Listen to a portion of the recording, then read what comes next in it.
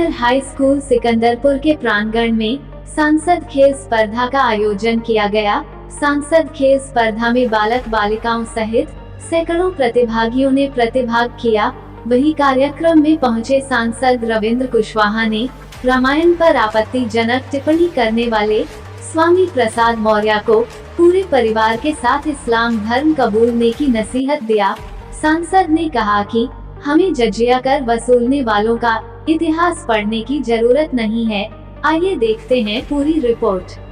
धर्म के हैं, सारी चीजें हमारी सनातन संस्कृति क्या कहती है, बचपन से हम वो संभालते हैं, तभी से हम रामचरितमानस, गीता और रामायण, ये सारी चीज़ों के बारे में हमारे जो धर्म ग्रंथ हैं, उनकी जो पौराणिक कहानियाँ हैं, वो सारी चीज़ों से हम लोग शिक्षा लेते हुए बड़े होते हैं। कोई भी व्यक्ति जो हिंदू धर्म में पैदा हुआ है, जिसके माता पिता हिंदू हैं, पूर्वज हिंदू हैं, उसका भी संस्कार यही होगा। और बाद में जा करके अगर उसका संस्कार बिगड़ जाता है तो उसको हम क्या कर सकते हैं? हम यही कहेंगे कि वो इस्लाम धर्म स्वीकार कर ले। हिंदू धर्म से अगर उसको एलर्जी है और अपने स्वार्थ के कारण धर्म को उसका मुद्दा बना लेना, ये तो स्वार्थ, ये तो राजनीति है। ये कहीं से कोई हम नहीं समझते हैं कि स्वामी प्रसाद मौर्य जो बोल रहे हैं, ये उनका ये हम नहीं समझते, ये संस्कार की देन है। और उनका यही संस्कार है कि जब तक हम सत्ता में रहेंगे हम उसके खिलाफ नहीं बोलेंगे। भारतीय जनता पार्टी में 5 साल तक कैबिनेट मंत्री के रूप में सत्ता सुख प्राप्त किए, एक बार भी उनको नहीं याद आया कि भारतीय जनता पार्टी सनातन संस्कृति को मानने वाली धार्मिक पार्टी भी है। और रामचरितमानस हो, गीता हो, हमारे वेद हो, पुराण हो, उसको भारतीय जनता पार्टी बड़े ही पवित्र दृष्टिकोण से देखती है।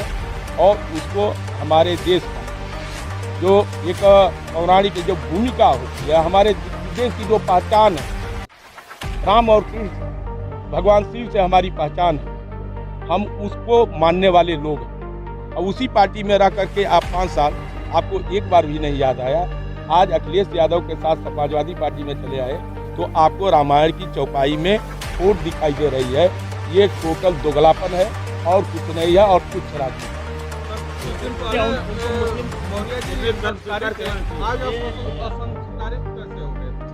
इसलिए हम कह रहे हैं कि 5 साल थे तो 5 साल के बीच में क्यों नहीं एक बार भी उन्होंने कहा कि रामचरितमानस में एक खराबी है? क्यों?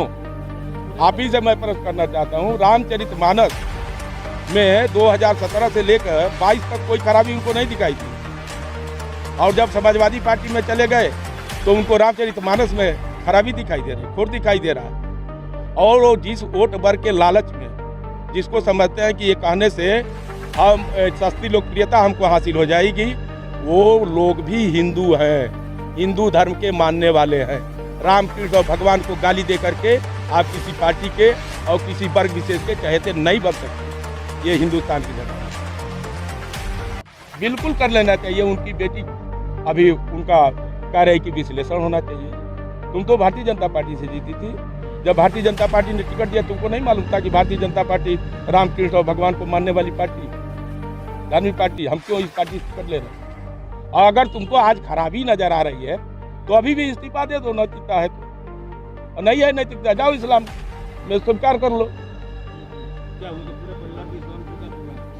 जब उनका वही उनकी विचारधारा है और उनको हिंदू धर्म में खोट दिखाई दे रहा है, तो जहाँ खोट हो, जहाँ खराबी हो, रहने क्या जरूरत है? आप जाइए, स्वेच्छा से जाइए, कौन रोक रहा है?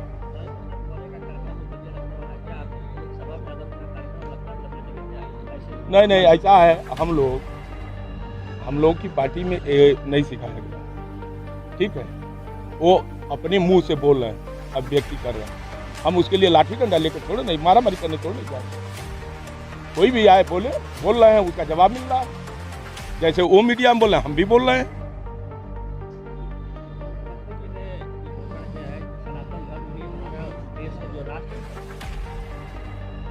बिल्कुल मुख्यमंत्री जी ने एकदम सही बात कहा। और ये घोषित या अघोषित जो भी समझिए, हिंदुस्तान हिंदू राष्ट्र है और आज से नहीं सदियों से हजारों साल तक इस देश पर आक्रमण होते रहे। तुर्क से लेके मुसलमान से लेके अंग्रेज तक आए, लेकिन इस देश का बहुसंख्यक लगातार हिंदू धर्म ही रहा है, हिंदू लोग ही रहे और सारे आतताई और सारे अत्याचार अनाचार सहने के बाद भी हिंदू धर्म जिंदा, आज भी जिंदा है और सदियों तक जिंदा रहेगा। क्यों नहीं मांग होनी चाहिए?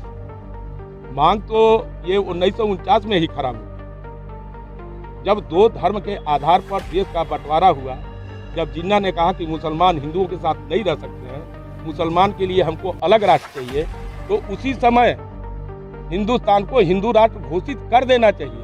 वो उस समय के नेतृत्व ने गलत काम किया। जब दो भाई का बंटवारा हो गया, आधा तुम्हारा आधा हमारा, तुम मुसलमान के नाम पाकिस्तान चाहते थे, हमारा हिंदू के नाम पर हिंदुस्तान बन गया, तुम अपने जगह हम अपने जगह।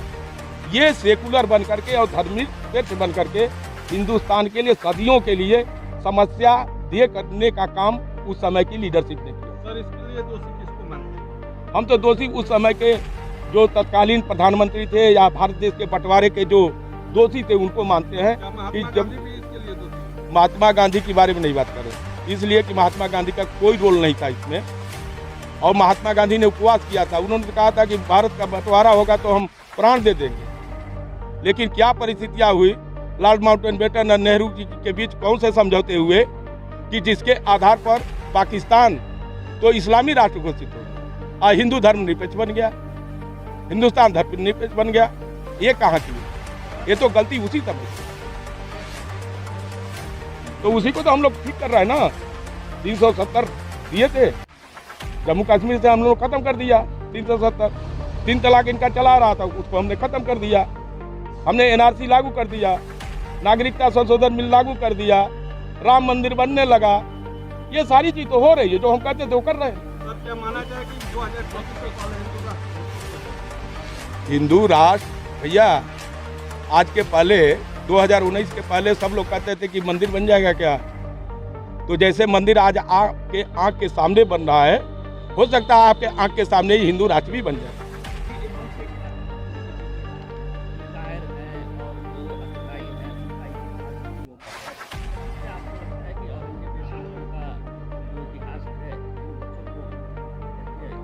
नई शिक्षा नीति आ रही है, ठीक है ना। हमारे हिंदुस्तान में गर्व करने के लिए महापुरुषों की कमी नहीं है कि इनका इतिहास हम पढ़ रहे, जिन्होंने हमारे देश को गुलाम बना के रखा और यहाँ पर तलवार के दम पर उन्होंने अत्याचार किया, नाचार किया और जो जजिया कर असूला करते थे, ऐसे लोगों का इतिहास पढ़ने की हमको कोई जरूरत नहीं। हमारे लिए महाराणा प्रताप, शिवाजी और हमारे देश के अनगिनत ऐसे महापुरुष जिन्होंने पूरा अपना सर्वस्व बलिदान कर दिया हिंदुस्तान के लिए, उनकी जीवनी हमको पढ़ने की जरूरत है।